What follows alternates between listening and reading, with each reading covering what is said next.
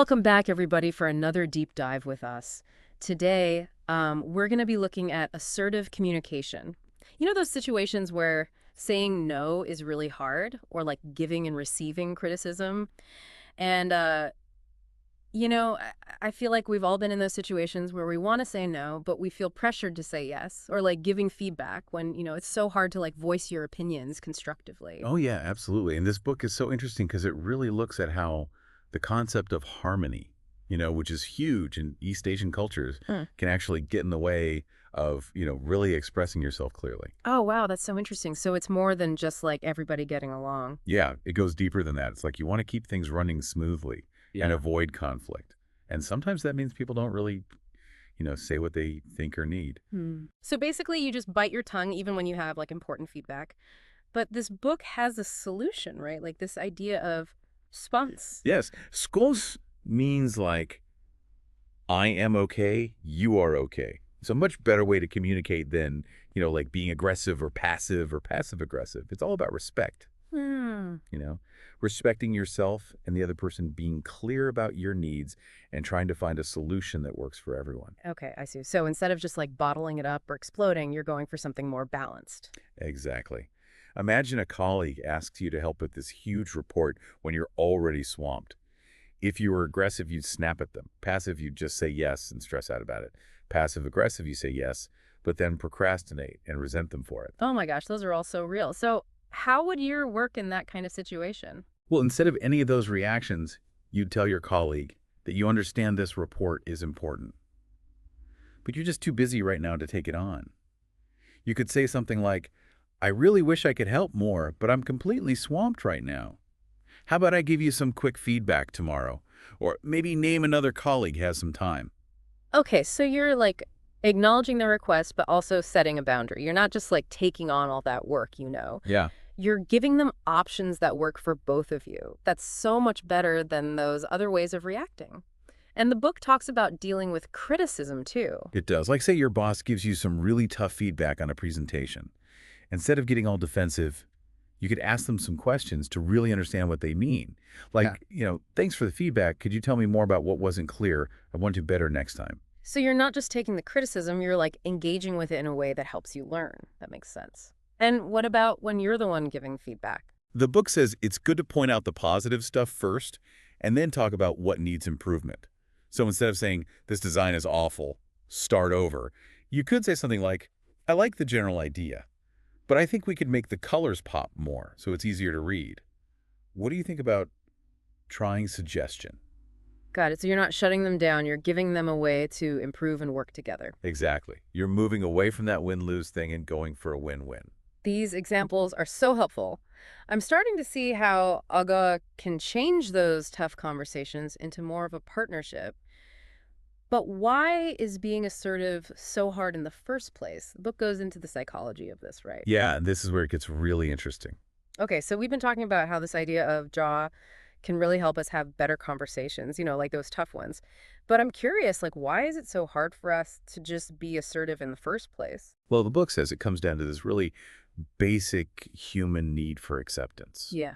You know, Yeah. like we all want to feel validated and connected to other people.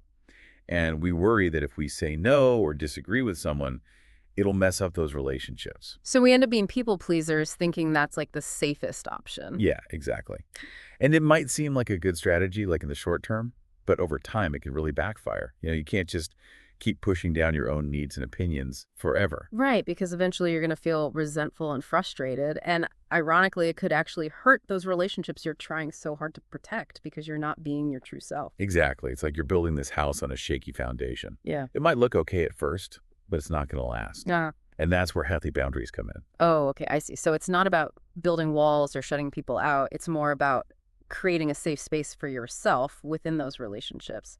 But how do you actually do that? Like, how do you know when to set a boundary and how do you communicate it in a way that works? Well, it starts with recognizing that it's okay to have different opinions and needs and priorities. Like, it's okay to say no to things that you just can't do or that don't align with your values. And it's about communicating those boundaries clearly and respectfully. You don't have to feel guilty or apologize for having needs. So like going back to that example with the colleague asking for help on the report, instead of saying yes, just because you feel obligated.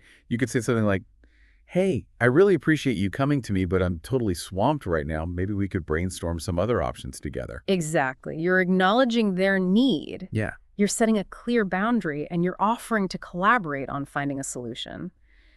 And you're not blaming or accusing anyone. It's all about working together to find that win-win. I see how that shift in mindset can lead to so much better outcomes, but it still feels kind of daunting, especially if you're used to putting harmony above everything else. What would you say to someone who's like hesitant to rock the boat? Well, what's interesting is that the book actually says that assertive communication, when it's done well, can actually make your relationship stronger and more genuine. Because when you're clear about your boundaries, it gives other people permission to do the same. It creates this space for honesty and mutual respect. But think about it. Wouldn't you rather be in a relationship where everyone feels comfortable being themselves? Totally. I'd much rather have open and honest communication, even if it means having some disagreements sometimes. So it's not about avoiding conflict altogether. It's about approaching it in a way that's respectful and productive. Exactly. And that shift in perspective can be really empowering for everyone involved. You're not sacrificing your own well-being just to keep things superficially harmonious. You're actually creating a dynamic that's more authentic and balanced. That makes so much sense. But before we go on, I want to circle back to something you said earlier about assertive communication not being the same as being aggressive. Can you talk a little bit more about that distinction? Yeah, for sure.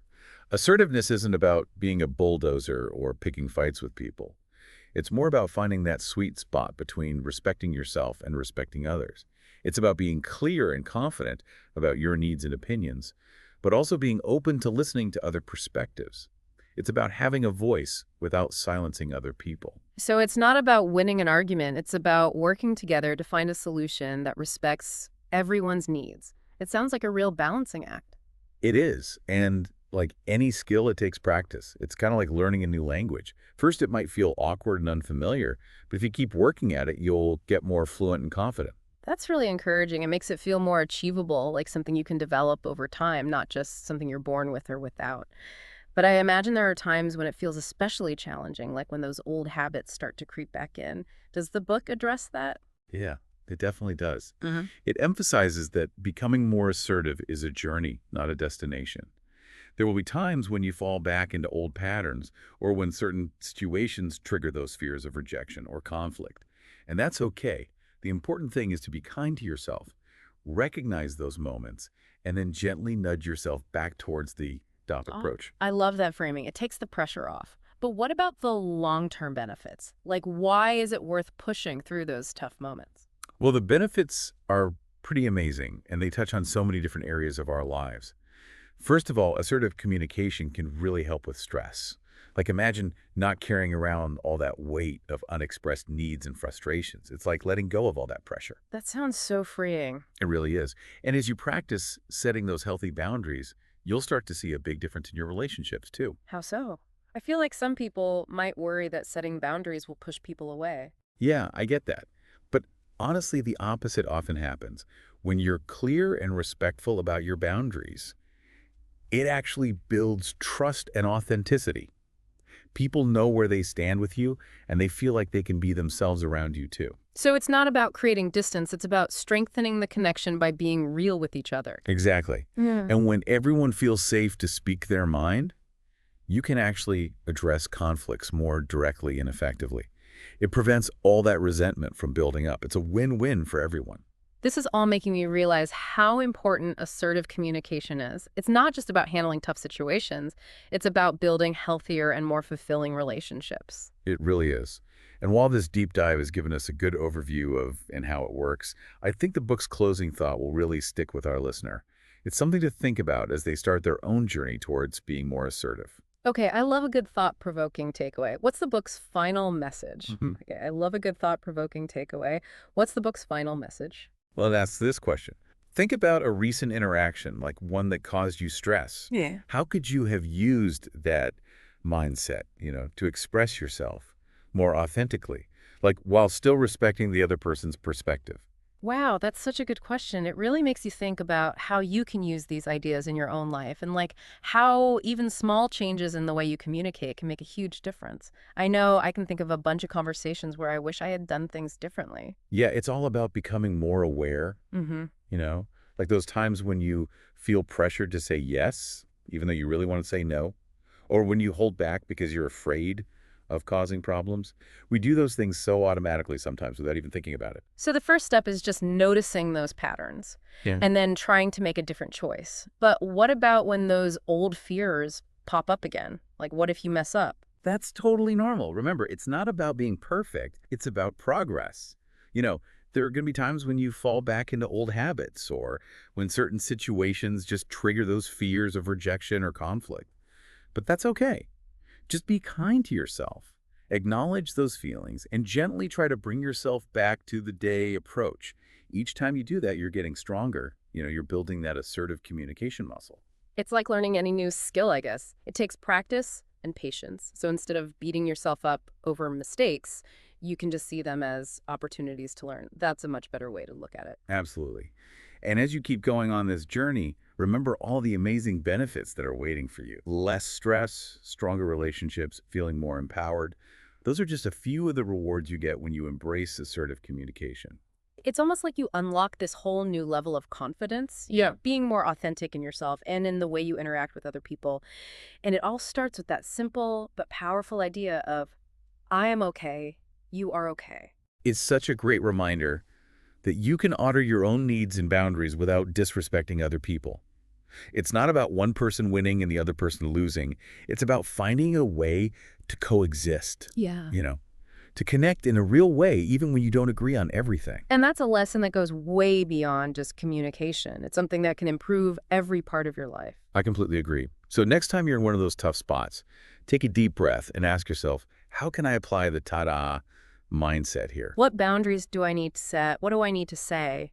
And how can I do it in a way that feels true to myself, but is also respectful of the other person? It's about finding that win-win solution, you know, where everyone feels heard and understood and respected. And as we learn to have those conversations with more clarity and confidence, we open up the possibility for deeper, more fulfilling relationships, and we become more empowered in our own lives.